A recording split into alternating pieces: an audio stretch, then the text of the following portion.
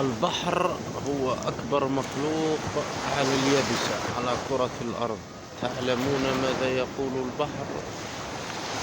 يقول البحر: ربي إن عبادك أكلوا خيرك وعبدوا غيرك، فأذن لي أن أميل عليهم فأغرقهم. وتقول الأرض: ائذن لي فأخسف بهم.